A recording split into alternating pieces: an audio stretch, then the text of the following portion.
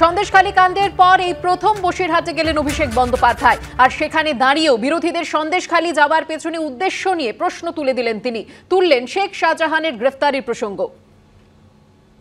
কোন রাজনৈতিক দলের নেতা কর্মীরা সন্দেশখালীতে যাচ্ছে না কেন? তার মানে আপনাদের উদ্দেশ্য কি ছিল? যে শেখ শাহজাহানকে গ্রেফতার করুন। আপনি দেখুন, যারা নারী নির্যাতন নিয়ে কথা বলছিল, অভিযোগ ছিল কার বিরুদ্ধে? অভিযোগ ছিল উত্তম সরকারের বিরুদ্ধে, শিবপ্রসাদ হাজরার বিরুদ্ধে। আজকে 15 দিন হয়ে গেছে, সিবিআই এদেরকে হেফাজতে নিয়েছে? নেই। তার কারণ বিজেপির লক্ষ্য, বিজেপির উদ্দেশ্য নারী সুরক্ষা নয়। বিজেপির উদ্দেশ্য মানুষকে ভুল বুঝিয়ে তৃণমূল কংগ্রেসকে সাংগঠনিকভাবে দুর্বল করা। তাই জন্য কথায় কথায় সবার বাড়িতে ইডি আর সিবিআই। আরে আপনি তো এত ইডি সিবিআই পাঠিয়েছেন, আপনি পাঠান, আপনার ইডি সিবিআই কাঁচকলা করেছে আর বাংলার মানুষের কাঁচকলা করবে। সমিতা, কি উদ্দেশ্যে পার্থ ভৌমিক আর সুজিত বসু বারবার যাচ্ছিলেন বলুন তো? দেখুন, সন্দেশখালীর ঘটনাটা পুরো প্ল্যান অনুযায়ী যে হয়েছে তার কারণ আপনাদেরকে আমি বারবার এসে বলেছি যে 30শে ডিসেম্বর 2023-এর একটা বক্তব্য আপনারা সামনে আনুন, আর 5ই জানুয়ারির ঘটনা সামনে আনুন, দেখবেন এর মধ্যে উস্কানি এবং প্ররোচনা। 30শে ডিসেম্বরের পরে 31শে ডিসেম্বরের বক্তব্যটাও তো শোনাতে হবে। অবশ্যই, সেখানেই দেখবেন তাকেই কিন্তু 56 দিন হোক তারপরে কিন্তু পুলিশ অ্যারেস্ট করেছে। হাইকোর্ট কিন্তু পরিষ্কার বলেছে ইডি এবং সিবিআই সহ রাজ্য পুলিশও গ্রেপ্তার করতে পারে, অর্থাৎ রাজ্য পুলিশই প্রথম করলো, তারপরে কিন্তু সিবিআই। অর্থাৎ তাদেরও কিন্তু একটা মানে মানতে হবে কেন 19 দিন পরে সেখানে যেতে হবে। দায় দায়িত্ব কর্তব্য কিন্তু সবাই একমত। হ্যাঁ, এইবার আমি বলছি যে পরিস্থিতি তৈরি হয়েছে, সিবিআই যখন হেফাজতে নিতে চাইলো তখন রাজ্য সরকার সুপ্রিম কোর্টে কেন গেল শেখ শাহজাহানের অ্যারেস্ট ঠেকাতে, শেখ শাহজাহানের এই হ্যান্ডওভার ঠেকাতে? দেখুন, আমি আবারও বলছি, রাজ্য সরকার সুপ্রিম কোর্টে যাওয়ার অধিকার তো নেই এমন নয়, কেউ হাইকোর্টে যেতে পারে না। না, যেখানে আপনি আবারও বলুন, এই শেখ শাহজাহানকে আগে বহিষ্কার করলো রাজ্য সরকার, আগে তাকে তৃণমূল কংগ্রেস বহিষ্কার করলো, আর রাজ্য সরকার শেখ শাহজাহানকে ঠেকাতে গেল সুপ্রিম কোর্টে। আপনি তো জাস্টিফাই করে যেতেই পারে যে এটা রাজ্য সরকার নিজস্ব ব্যাপার, কিন্তু আপনি একটা জিনিস মনে রাখুন, এই যে আন্দোলনগুলোকে দেখানো হয়েছে, সিবিআই যেদিন হঠাৎ করে যায় সেখানেও একটা স্বতঃস্ফূর্ততা আমরা দেখেছি, এবং ইভিন পরেও আমরা আন্দোলন দেখেছি, সেখানে কিন্তু সব এক সাইজের ব্যাসাদের লাঠি, এক রকমের ঝাঁটা, প্রতিবাদের মুখ সব মহিলা, সেদেরা কোথায়? আজকে যদি ভোট হয়, শুধু মহিলাদের ভোটে তো ভোট হবে না, তো স্বাভাবিকভাবে বিজেপির প্ররোচনা এইখানে 100% আছে। 100% ওরাই তো করাচ্ছে, ঘটাচ্ছে, কে কবে অ্যারেস্ট হবে বলে দিচ্ছে। সিবিআই চালাচ্ছে কে, ইডি চালাচ্ছে কে, কার কথাই চলছে? আমরা এটাই বলছি, রাজনৈতিকতা থাকুন, রাজনৈতিকভাবে করবেন না। সংগঠন দুর্বল করার চেষ্টা করছে বিজেপি। তৃণমূল কংগ্রেস এই মুহূর্তে পুরসভা থেকে শুরু করে, পঞ্চায়েত থেকে শুরু করে, বিধানসভা থেকে শুরু করে, লোকসভাতেও এখনো পর্যন্ত আসন্ন ভোটের আগে পর্যন্ত 22খানা যাদের আসন, সেই সংগঠন নড়িয়ে দেবে বিজেপি।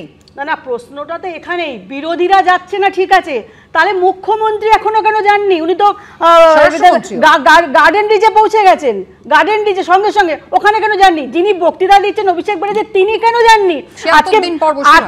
আজকে ওখানে তিনি সন্দেশখালীতে বিরোধী শূন্য করার পরেও আজকে যারা আন্দোলন করছে মহিলারা কিন্তু পরিষ্কার বলছে আমরা তৃণমূলের কর্মী, ওনাদের বাড়িতে মমতা ব্যানার্জির ছবি রয়েছে, তারা পরিষ্কার কিন্তু বলছে ওখানে যে আমরা তৃণমূল করি। সুতরাং তার মানে এখানে ওনাদের যে গাফিলতি সেটা ওনারা স্বীকার করছেন না। ওনারা বরং সরকারি পয়সায়, আমাদের ট্যাক্সের টাকায়, আমাদের ট্যাক্সের টাকায় শেখ শাহজাহানের হয়ে তারা কেস লড়ছে। আসলে ব্যাপারটা হচ্ছে এরা হচ্ছে ভোট মেশিনারি, এরা তো ভোট মেশিনারি। যার জন্য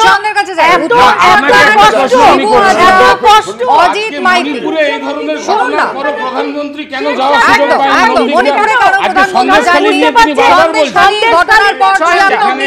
অভিষেক বন্দ্যোপাধ্যায় বসিরহাটে নির্বাচনী জনসভায় কেন দুজনকে থামাই জয়ন্দা উত্তম সর্দার তারা সকলকে গ্রেফতার করেছে রাজ্য পুলিশ। সকলকে রাজ্য পুলিশ গ্রেফতার করেছে, কিন্তু জয়ন্দা আমার প্রশ্ন হচ্ছে যে তার আগে উত্তম সর্দারকে কেন দল থেকে বহিষ্কার করতে হলো? দেখুন, একটা কথা বলছি, মূল বিষয়টাকে গুলিয়ে দিতে সবাই ওস্তাদ।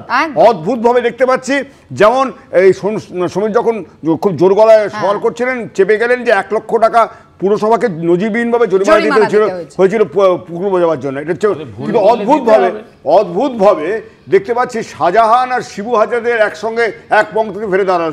শাহজাহান তদন্তে বাধা দিয়েছিলেন, কেন্দ্রীয় এজেন্সি তদন্তে বাধা দিয়েছিলেন, সেই অভিযোগ ওর বিরুদ্ধে ছিল, সে কারণে কেন্দ্রীয় এজেন্সিকে আপনাদের বিরুদ্ধেও তো আমাদের মজিদ মাস্টারের বিরুদ্ধে অনেক কমপ্লেইন ছিল। শাসনের ত্রাস মজিদ মাস্টার আজকে বুক খুলিয়ে আমাদের তো ছিল।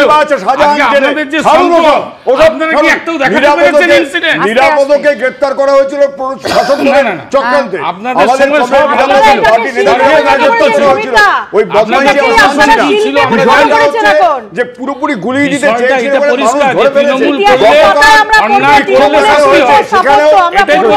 এই তো হচ্ছে কথা। এখানে তো এটাই অভিযোগ করলে অ্যারেস্ট হচ্ছে।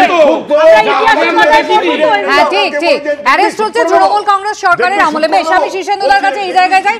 শীর্ষেন্দুদা, ঠিক এটাই কিন্তু আমরা সন্দেশখালী ঘটনা প্রসঙ্গে রোজই আলোচনা করেছি যে শেখ শাহজাহান যেদিন গ্রেফতার হবেন, যখন অভিযোগ ছিল রাজ্য পুলিশের বিরুদ্ধে যে রাজ্য পুলিশ শেখ শাহজাহানকে আড়াল করে রাখছে, সে বিরোধীরা থেকে শুরু করে সাধারণ মানুষ, সন্দেশখালীর মানুষ, তারাও এই অভিযোগ করেছেন। বিভিন্ন জায়গায় শেখ শাহজাহানকে দেখা গেছে পুলিশ অ্যারেস্ট করছে না। কিন্তু আপনার নিশ্চয়ই মনে থাকবে আমরা বারবার যখন আলোচনা করেছি এটাই আমরা বলেছি, যেদিন শেখ শাহজাহান অ্যারেস্ট হবেন, রাজ্য পুলিশ যদি তাকে অ্যারেস্ট করে তাহলে পুরো কৃতিত্ব কিন্তু রাজ্য সরকারের। এখন কিন্তু ক্রেডিট গোজ টু রাজ্য সরকার।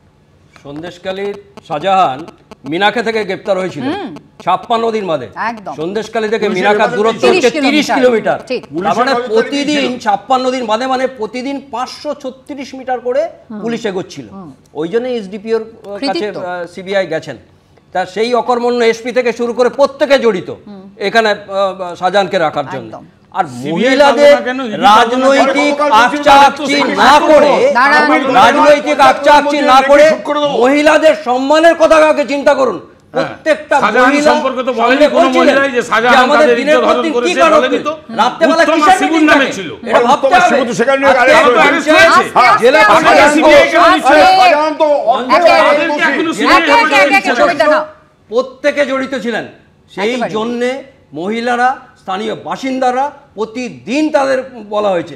আজকে রাজনৈতিক দলের প্রত্যেকে, বিরোধীরা এবং শাসক দল, প্রত্যেকেরই কর্তব্য হচ্ছে মানুষকে ঠিক করা, মানুষের পাশে দাঁড়ানো। মহিলারা এইভাবে 500 টাকাটা 1000 টাকা হলে তাদের অধিকার জন্মায় না, মহিলাদের সম্মান নষ্ট করে কখনোই জন্মায় না, কখনোই জন্মায় না। সেই জায়গা থেকে আপনাদের ভাবতে হবে। আজকে জাননি কেন অভিষেক বন্দ্যোপাধ্যায় তিনি যখন সভা করছেন বসিরহাটে, সেখানেও প্রশ্ন উঠছে তার বক্তব্য শোনার পর, তিনি কি ঘুরিয়ে শেখ শাহজাহানের পাশেই দাঁড়াচ্ছেন? রাজ্য পুলিশ শেখ শাহজাহানকে গ্রেফতার করলে এর আগেও কিন্তু আমরা দেখেছি শেখ শাহজাহানের পাশেই দাঁড়িয়েছিলেন মমতা বন্দ্যোপাধ্যায় ও অভিষেক বন্দ্যোপাধ্যায়। আগে টার্গেট শেখ শাহজাহান, ওকে টার্গেট করে ইডি ঢুকলো, তারপরেই সবাইকে বার করে দিয়ে তারপরে ওখানে আদিবাসী মাইনরিটিদের মধ্যে ঝগড়া লাগিয়ে দিল। শেখ শাহজাহান কি করেছে? আমি তো যেদিনকে ঘটনা ঘটেছে শেখ শাহজাহান ছিল বলে আমার জানা নেই। কিছু লোকের বিক্ষোভ আমি দেখতে পেয়েছি, আমি জানি না। তবে যে ঘটনাটা ঘটেছে অনভিপ্রেত। শর্মিষ্ঠাদি, কিছু লোক যারা বিক্ষোভ দেখিয়েছিলেন, প্রথমে শাসক দলের পক্ষ থেকে একেবারে সাংবাদিক বৈঠক করে বলা হলো যে স্বতঃস্ফূর্ত জনরোষ। তারপর দেখা গেল সেই মানুষজন তারাই আবার বলছেন যে আমরা তৃণমূল কংগ্রেস করি। আবার পুলিশ যখন গ্রেফতার করছে জিয়াউদ্দিন মোল্লা, যিনিও পরে গ্রেফতার হয়েছেন শাহজাহান অনুগামী বলে, সেই জিয়াউদ্দিন মোল্লা নাকি মিথ্যে অভিযোগ করেছেন এবং তার ভিত্তিতে একেবারে সরাসরি 7 জন গ্রামবাসীকে অ্যারেস্ট করে নেওয়া হলো। এবার প্রশ্ন হচ্ছে এই 7 জনকে আবার সিবিআই কাস্টাডিতে চাইলো না, এদের মধ্যে মাত্র 2 জনকে কাস্টাডিতে চাইলো। কি সত্যি কে মিথ্যে, কি ভূমিকা গ্রহণ করেছে বলুন তো কেন্দ্রীয় তদন্তকারী সংস্থা? কেন প্রশ্ন উঠবে না? না শুনুন, কেন্দ্রীয় তদন্তকারী সংস্থা প্রথম দিন থেকে যে স্টেপ নিয়েছিল, আপনারা বলুন না, শাসক দল কি তাকে কাজ করতে দিয়েছে? প্রথম দিনই আপনারা দেখেছেন কিভাবে ইডির উপর হামলা করে তাদেরকে তাদের মধ্যে কেস দিয়ে তাদের মাথা পাঠিয়ে দিয়ে তাদেরকে মাথা পাঠিয়ে তাদের গিলে অত্যাচার করা হয়েছিল। 19 দিন পরে কি আশা করলো যে বাড়ি থেকে আপনারা বলুন না, পুলিশ, রাজ্যের পুলিশ কি কাজ করছিল? রাজ্যের পুলিশ সন্দেশখালীতে ঢুকতে না পারে ইডির বিরুদ্ধে কেস দিয়ে দিয়েছে রাজ্য পুলিশ। এবং রাজ্য পুলিশ তো পুলিশ যেখানে শেখ শাহজাহান উত্তমদের প্রোটেকশন দিচ্ছে, গ্রামবাসীরা কিন্তু পরিষ্কার বলছে যে আমরা রাতের বেলা দেখছি ওদের সঙ্গে ঘুরছে। এবং শেখ শাহজাহানকেও যখন শেখ শাহজাহানকে ইডির কর্তব্যরত আধিকারিকরা রক্তাক্ত হলেন, ইডির দিল্লির তরফ থেকে কি প্রেস বিবৃতি এলো আপনি বলুন তো? কেন আমরা প্রত্যেককে নিন্দা করেছি, আমরা নিন্দা করেছি। ইডি কি বলেছে? আজকে সংস্থার কর্মীরা নিন্দা করলে ইডি ব্যবস্থা নিন্দা করেছে।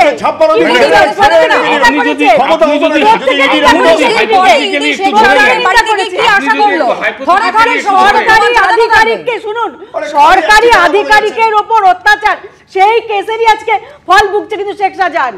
তাকে কিন্তু ওই কেসটা কিন্তু প্রথম থেকেই তার উপর করা হয়েছে। কতদিন পর? আপনারা শুনুন, কতদিন পরে?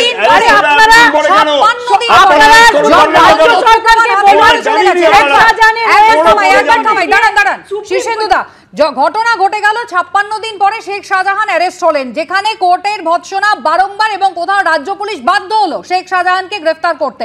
তার বডি ল্যাঙ্গুয়েজের প্রশ্নতে আমি যাচ্ছিই না, কিন্তু আমার বক্তব্য হচ্ছে তারও প্রায় 7-10 দিন পরে আমরা দেখলাম সিবিআই আধিকারিকরা তারা যাচ্ছেন কোথায় শেখ শাহজাহানের মার্কেট, কোথায় শেখ শাহজাহানের বাড়ি, সেখানে গিয়ে তারা ভিডিওগ্রাফি করছেন। এখন তারা তথ্য প্রমাণ সার্কামস্ট্যান্সিয়াল এভিডেন্স খোঁজার চেষ্টা করছেন। আপনার কি মনে হয় একজন আইনজ্ঞ হিসেবে আপনি কি বলবেন?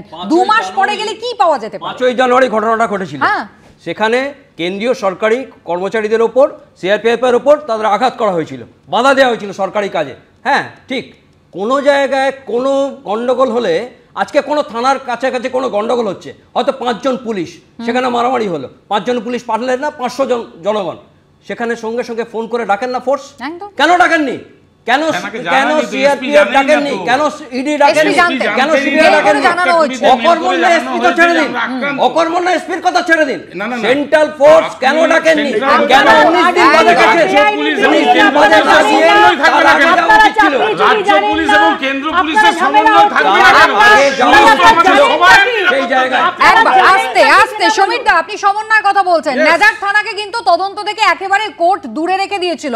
নেজার থানার অফিসার যেন কোনোভাবে ইনট্রুড করতে না পারেন কোর্টে স্পষ্ট। তার কারণটা কি? সন্দেহ করা হয়েছে একদম তিনি নিরপেক্ষ নন।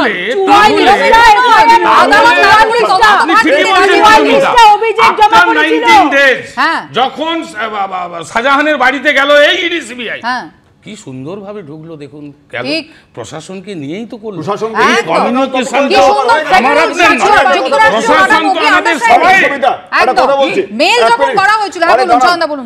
আমি আজকে আপনাকে একটু চন্দা ধরিয়ে দেই, আজকে হাইকোর্ট থেকে যদি শাহজাহান বিজেপিতে চলে যেত কিছু হতো। হ্যাঁ এক মিনিট শুনুন, বিষয়টা হচ্ছে যে আমি এই বিষয়টাই আমি দৃষ্টি আকর্ষণ করতে চাইছি। এখানে শীর্ষেন্দু আছে, খুব স্পষ্টভাবে শীর্ষেন্দু ব্যাখ্যা দিতে পারবেন এটা। আমি একদম পরিষ্কার কথা বলছি, গতকাল একটা ঘটনা ঘটেছে, খুব নীরবে হাসাপ হয়ে গেছে, কিন্তু হেডলাইনও এসে গেছে। সেটা হচ্ছে যে আজকে আলোচনাটা হওয়া উচিত ছিল, অভিষেক বন্দ্যোপাধ্যায় সুপ্রিম কোর্টে রক্ষা কবচ পেয়ে গেলেন। হ্যাঁ, অদ্ভুতভাবে দেখলাম কেন্দ্রীয় তদন্তকারী সংস্থা যিনি আইনজীবী, তিনি তেমনভাবে কোনো সওয়ালই করলেন না, রক্ষা কবচটা পেয়ে গেলেন। লোকসভা নির্বাচনের ক্ষেত্রে ডিস্টার্ব করা যাবে না।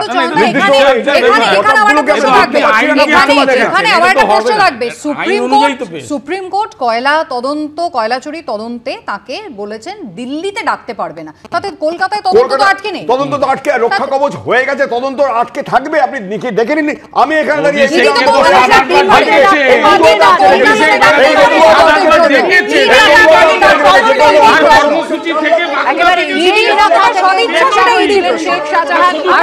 শাহজাহানের প্রসঙ্গে ফিরে আসি।